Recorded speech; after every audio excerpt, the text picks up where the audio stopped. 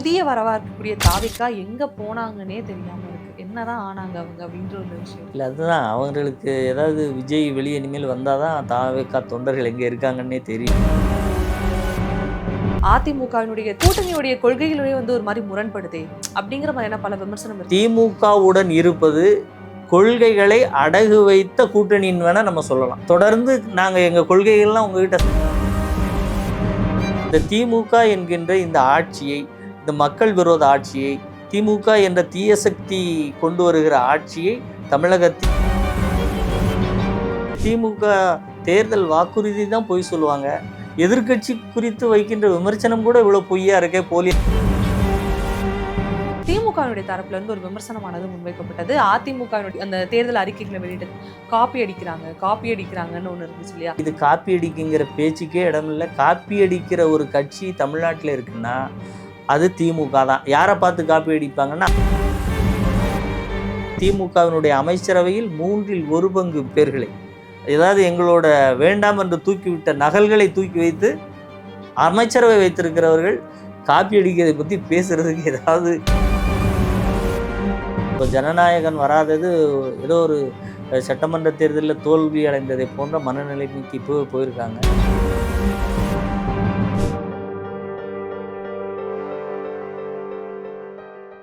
டேக்கு நேயர்களுக்கு வணக்கம். இன்றைய அரசியல் கலந்துரையாடலுக்காக நம்மோடு இணைந்திருக்கிறார் வழக்கறிஞரும் அதிமுகவினுடைய செய்தி தொடர்பாளருமான திரு அதிவீர ராமபாண்டியன் அவர்கள். வணக்கம் சார். வணக்கம். அதிமுகவினுடைய தேர்தல் காலகட்டங்கள் ஆரம்பத்துல இருந்து எடுத்துக்கிட்டோம் அப்படின்னா பலவிதமான விமர்சனங்கள் இருந்துச்சு. கூட்டணி என்னவாகும் அப்படிங்கிற விமர்சனம் இருந்துச்சு. அதுக்கப்புறம் கூட்டணி சேர்ந்த பிறகு கூட்டணியுடைய கொள்கைகளே ஒரு மாதிரி முரண்படுதே அப்படிங்கிற மாதிரியான பல விமர்சனம் இருந்துச்சு.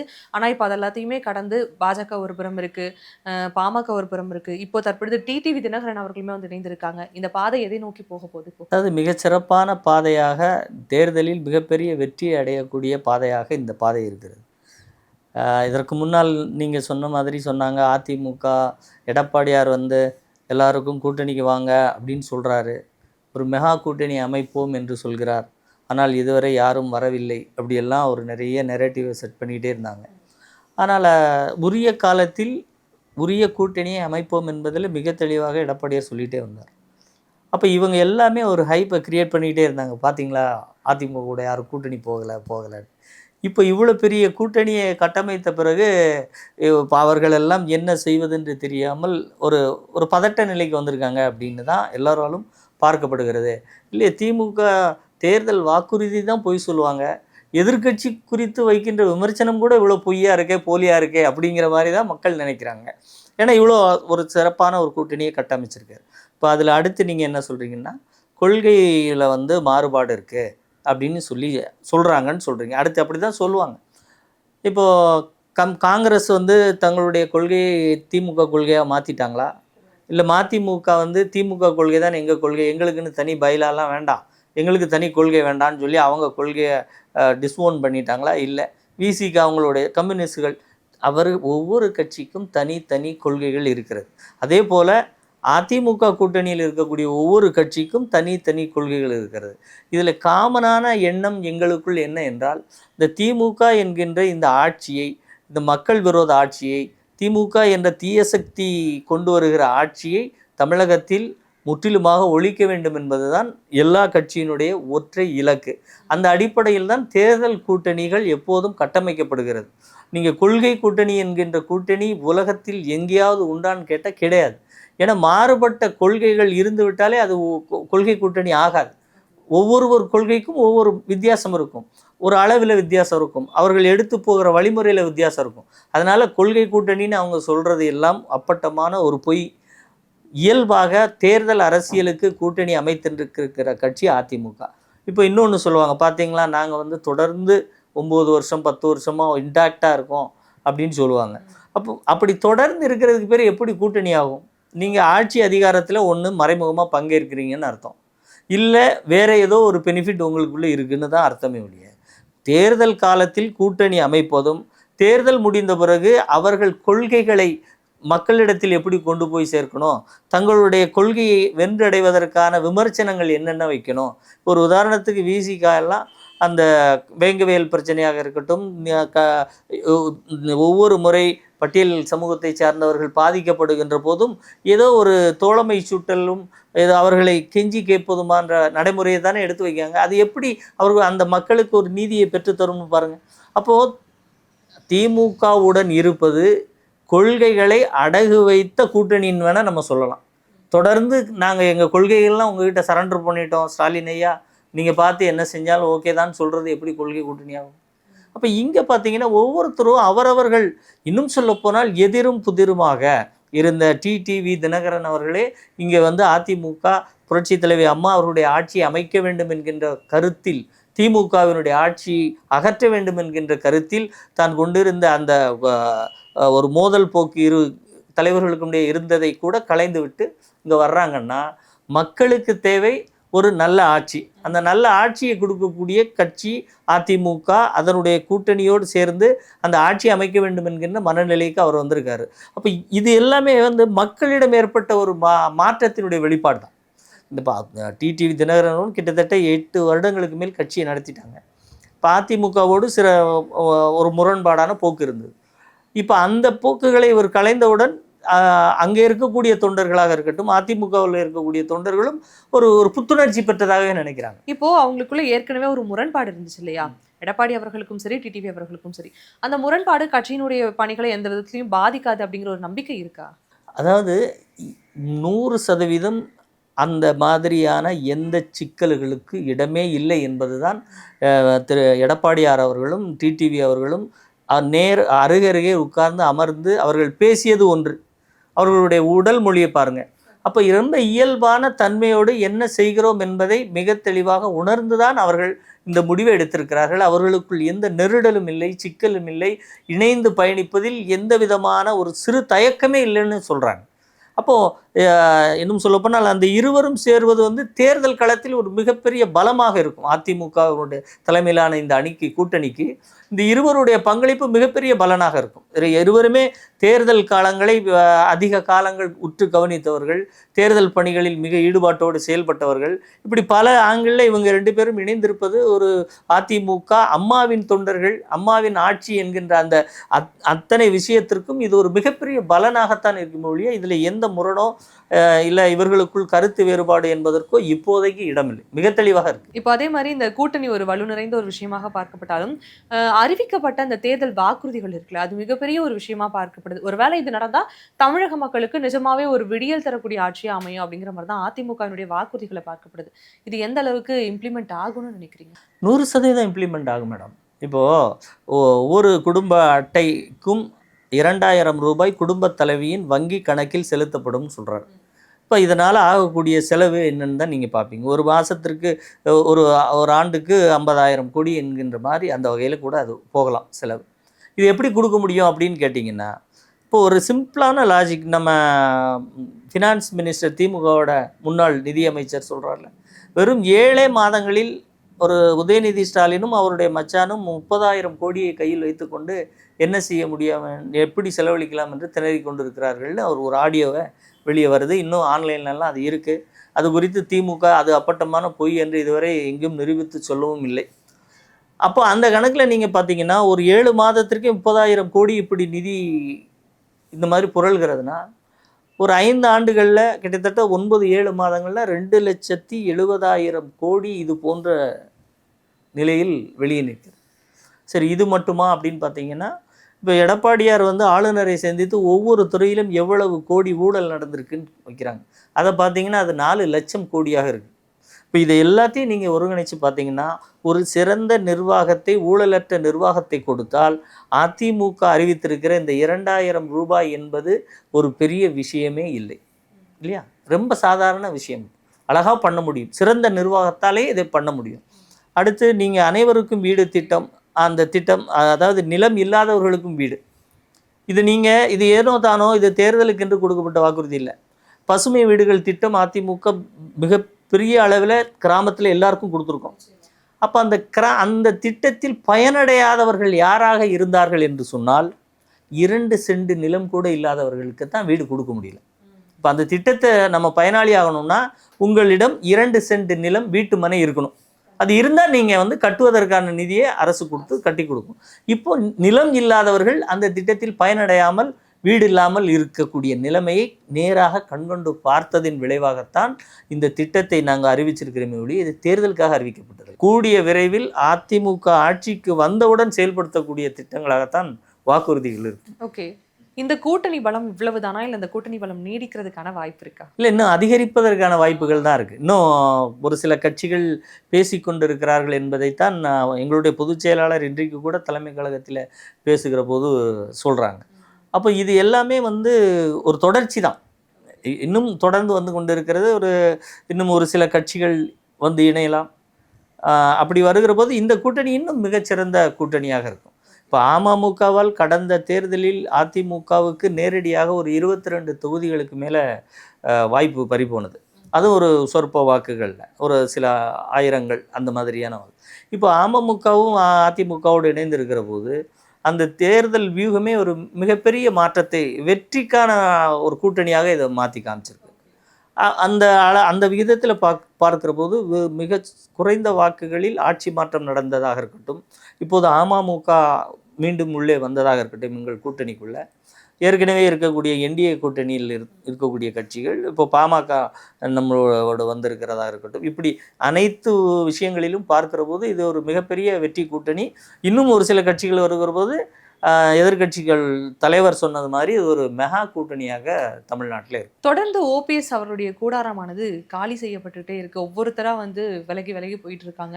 இந்த நிலை இப்படியே நீடிச்சுன்னா ஓபிஎஸ்னுடைய நிலை என்ன அப்படிங்கிற ஒரு பெரிய கேள்வி இருக்கு. ஆனா வந்து ஆல்ரெடி பாஜகவோட ஒரு கூட்டணியில் இருந்தாலும் ஒரு சில கருத்து வேறுபாடுகள் வந்து நிகழ்ந்துட்டு இருக்கு. கூடாரங்கள் காலியாக்கும் பட்சத்துல அவர் வர வாய்ப்பு இருக்கா? இல்லை, அவர் ஏதாவது ஒரு முடிவை எடுக்க வேண்டிய சூழ்நிலைக்கு இப்போ தள்ளப்பட்டிருக்காரு. ஏன்னா தேர்தல் வருகிறது, தை பிறந்தால் வழி பிறக்கும்னு இன்னும் எவ்வளோ நாளைக்கு சொல்ல முடியாது. ஏன்னா தை பிறந்து பாதி நாட்கள் கழிஞ்சிச்சு. அப்போ அதற்குள் அவருடைய முடிவை அறிவிக்கணும்.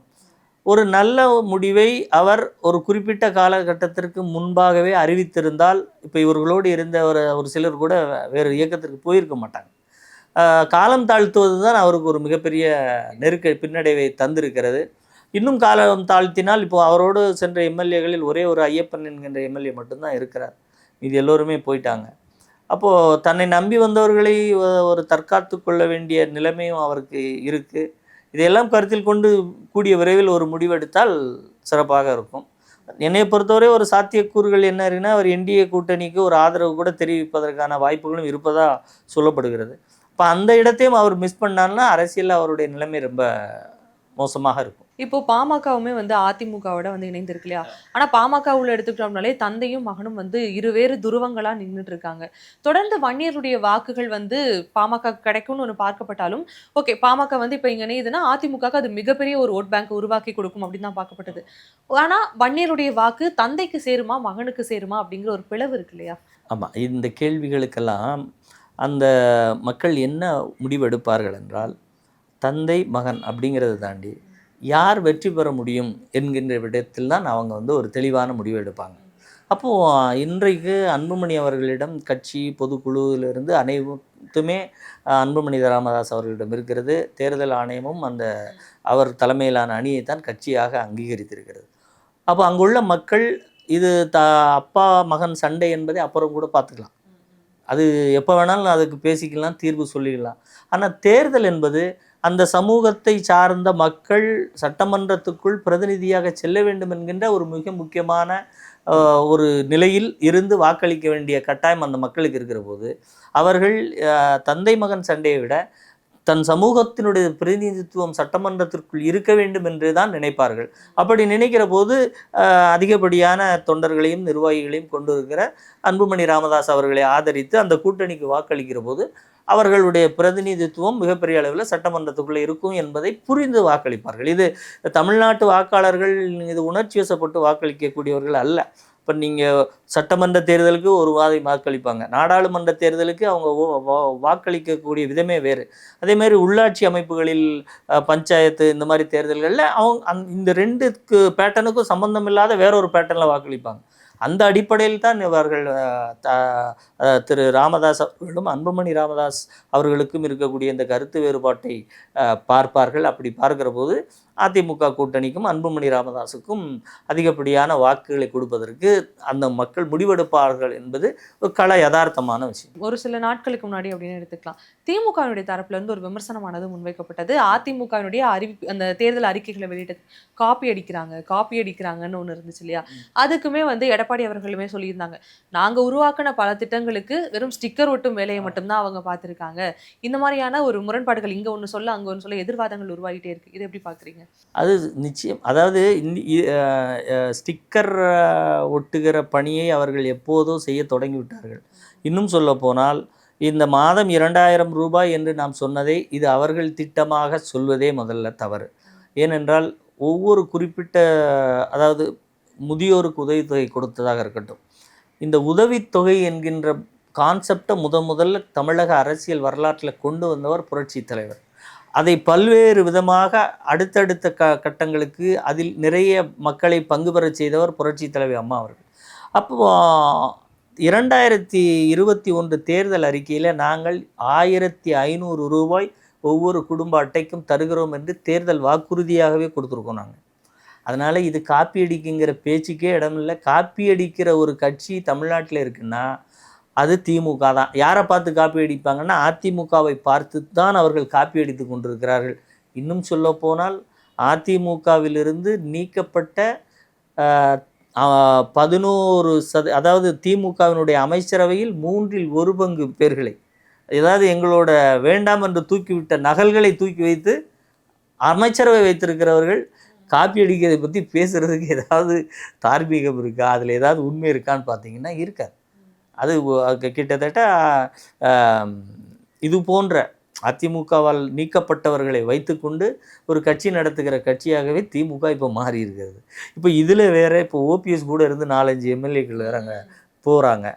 போகும்போது திமுககாரர் ஒருத்தர் ஒரு பதிவு போட்டிருந்தார், ஏற்கனவே நீங்கள் வந்து அமைச்சரவையில் கிட்டத்தட்ட 11 பேருக்கு நீங்கள் இடம் கொடுத்துட்டீங்க, இப்போ ஒரு 4-5 எம்எல்ஏக்களை கொடுத்துட்டீங்கன்னா இப்போ நீங்கள் அதிமுகவில் ஒருவேளை அதிமுகவுக்கு போயிட்டு வந்தால் தான் திமுகவில் சீட்டு கிடைக்குமா, அதிமுகவுக்கு போனால் தான் திமுகவில் பதவி கிடைக்குமா என்கின்ற, அதாவது ரொம்ப வருத்தப்பட்டு போடுறாங்க திமுகவில் இருப்பவர்கள். இப்போ பிரதான கட்சிகள் எல்லாமே வந்து அரசியல் கடத்துல குதிக்க ஆரம்பிச்சிட்டாங்க. விமர்சனமா இருக்கட்டும், அறிவிப்புகளா இருக்கட்டும், பல தேர்தல் பணிகளை தொடங்க ஆரம்பிச்சிட்டாங்க.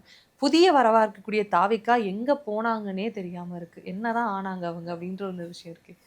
இல்லை, அதுதான் அவங்களுக்கு. ஏதாவது விஜய் வெளியே இனிமேல் வந்தால் தான் தாவேக்கா தொண்டர்கள் எங்கே இருக்காங்கன்னே தெரியும். அதான் களத்தில் தொடர் அரசியல் பணியில் இருக்கணும். அது அது அதற்கான கட்டமைப்பே அவர்களிடத்தில் இல்லை. அதனால் அவர்கள் வந்து இப்போ ஜனநாயகன் வராதது ஏதோ ஒரு சட்டமன்ற தேர்தலில் தோல்வி அடைந்ததை போன்ற மனநிலைமைக்கு இப்போ போயிருக்காங்க. வேறு எந்த கட்சியும் கூட்டணிக்கு சேராத இருக்கக்கூடிய நிலை இன்னும் ரொம்ப மோசமான நிலையாக இருக்கிறது. அதில் வேறு நம்ம செங்கோட்டையன் வேறு அங்கே போயிருக்காரா? செங்கோட்டையனுடைய காமெடி ரொம்ப பயங்கரமாக போகுதுன்னு வேறு சொல்கிறாங்க. செங்கோட்டையன் வந்து கட்சி அலுவலகத்தில் போயாவது விஜயை சந்திக்கலாம்னு போயிருக்காராம். அங்கே சந்திக்க முடியல, அவது பனையூரில் இருக்குதுன்னு சொல்கிறாங்க. அதுக்கப்புறம் பட்டினப்பாக்கம் வீட்டுக்கு வந்திருக்காரு. இங்கெல்லாம் நீங்கள் சொல்லாமல் வரக்கூடாதுன்னு சொல்லி கண்டித்து அனுப்பிச்சிருக்காங்க போல இருக்குது. இப்போ என்ன செய்கிறதுன்னு தெரியல. கொள்கை விளக்க அந்த அது வாக்குறுதி தயாரிப்பு குழுவில் இப்போ அவரை 3வது இடத்துக்கு போட்டாங்களாம். இப்படி தொடர்ந்து அவர்கள் வந்து செங்கோட்டையனை வந்து புறக்கணிப்பதாகவும் ஒரு தகவல் வருகிறது. அப்போ செங்கோட்டையன் சேராத இடத்தில் போய் சேர்ந்து மாட்டிக்கொண்டிருக்கிறார். தாவேக்கா அதை என்ன செய்வதென்று தெரியாமல் முழித்து கொண்டிருக்கிறது. அதனால்தான் தேர்தல் காலங்களில் எப்படி இயங்கணும் பாருங்கள். இந்த காலகட்டத்திலலாம் ரொம்ப ஆக்டிவாக இருக்கணும். ஆமாம், ஃபியூ மந்த்ஸுங்கிறத விட டேஸில் தான் இனிமேல் நம்ம அதை சொல்லி ஆகணும். அந்த அளவுக்கு நேரமும் காலமும் அவ்வளோ அடர்த்தி ஆயிடுச்சு தேர்தல் பிரச்சாரம், தேர்தல் ஏற்பாடுகள், தேர்தல் வேலைகளில். அப்போ அப்படி இருக்கிற போது இவர்களை நம்பி வேறு எந்த கட்சியாவது போச்சுன்னா என்ன ஆகும் அப்படிங்கிற பயம் வருது இல்லையா? ஆமாம், எல்லோருக்குமே அந்த பயம் இருக்குது. அவர் தொண்டர்களுக்கே பயமாக இருக்கேன் நாம் எப்போ பார்க்குறத வர. அதில் இன்னொரு விஷயம் சொல்ல மறந்துட்டேன். செங்கோட்டையன் அங்கே உள்ள மாவட்ட செயலாளருக்கு கால் பண்ணியிருக்கார். கால் பண்ணோடனே அந்த ஃபோன் வந்து அந்த மாவட்ட செயலாளர் எடுக்கலைன்னொடனே அவர் கொஞ்சம் நேரம் அமைதியாக இருந்திருக்காரு. இவர் நம்ம தாவேக்காவுடைய புஷி ஆனந்த்கிட்டேருந்து ஃபோன் வருது. நீங்கள் அந்த மாவட்ட செயலாளருக்கு ஃபோன் பண்ணிங்களா? என்ன சார், ஏதாவது முக்கியமான விஷயமா அப்படின்னு சொல்லி, அதாவது செங்கோட்டையன் ஃபோன் பண்ண மாவட்ட செயலாளர் அவர் ஃபோனை எடுக்காமல் புஷி ஆனந்துக்கு போயிட்டு புஷி ஆனந்த் செங்கோட்டையனுக்கு போயிட்டு வேறு எதுவும் முக்கியமான விஷயம் இல்லையா சார் கேட்டு எதுவும் தெரிஞ்சுக்கிட்டு அதுக்கப்புறம் நான் மாவட்ட செயலாளர் உங்களுக்கு ஃபோன் பண்ண சொல்கிறேன்னு சொல்லியிருக்காரு. எவ்வளோ ஒரு அரசியல் பேட்டன். இதை வந்து செங்கோட்டையன்லாம் நினச்சி பார்க்கணும். அதிமுகவினுடைய இவ்வளோ பெரிய ஆண்டு காலம் இந்த கட்சியில் இருந்துட்டு இப்படி போய் ஒரு கட்சியில் மாட்டிக்கிட்டு முழிக்கிறது உங்கள் அனுபவத்துக்கு சரியா அப்படிங்கிற பரிதாபம் தான் அவர் மேலே நமக்கு ஏற்படுது. கண்டிப்பா. வர காலகட்டங்கள்ல தாவேக்கா என்ன ஏன்னா ஆரம்பத்துல இருந்தே விஜயுடைய வருகைக்கு பிறகே வந்து நிறைய அரசியல் விமர்சகர்கள் முன் வச்சதுன்னா பாப்போம் 2026 எலெக்ஷன்ல அவர் ஃபர்ஸ்ட் நிக்கிறாரான்னு பாப்போங்கிறது தான் ஒன்று சொன்னாங்க. இவங்களுடைய செயல்பாடுகளை பார்க்கும்பொழுது அது ஒரு மிகப்பெரிய கேள்விக்குறி தான் உண்டாக்குது. தாவேக்காவுடைய நகர்வுகள் எப்படி இருக்கு, அரசியல் நகர்வுகள் எப்படி இருக்குன்றதை பொறுத்திருந்து பார்ப்போம். இத்தனை நேரம் உங்களுடைய கருத்துக்களை என்னோட பகிர்ந்திருக்கீங்க. ரொம்பவே நன்றி சார். நன்றி.